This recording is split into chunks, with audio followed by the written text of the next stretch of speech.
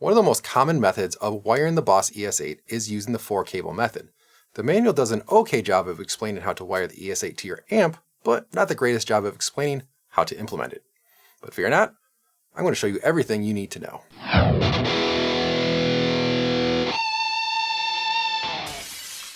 What is up everyone, ManBunMetalhead here. Guess what, I'm making another ES-8 video. One of the most common questions I get is how to get the ES-8 to work with the 4-cable method. That's pretty much why I'm making this video, so stop messaging me. This video is going to be a complete overview of the 4-cable method.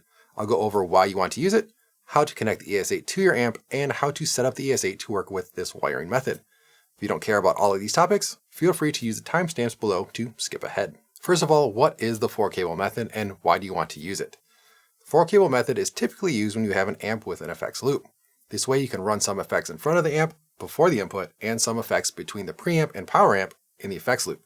With this wiring method, you can control the effects in both locations and freely move them around. I prefer to run my wah, compressor, and tube screamer in front of my amp and delay, EQ, modulation, and reverb in the effects loop. Now that we understand why we'd want to use the 4-cable method, let's see how to wire it up.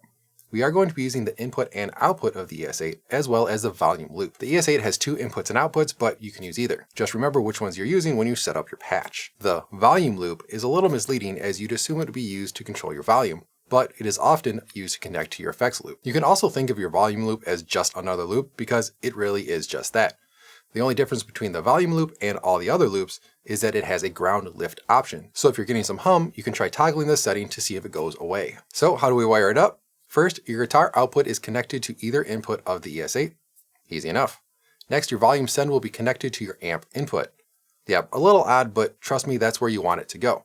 Next, the amp effects send will connect to the ES-8 volume loop return. Finally, either ES-8 output will connect to the amp effects return. Clear as mud? Quick recap.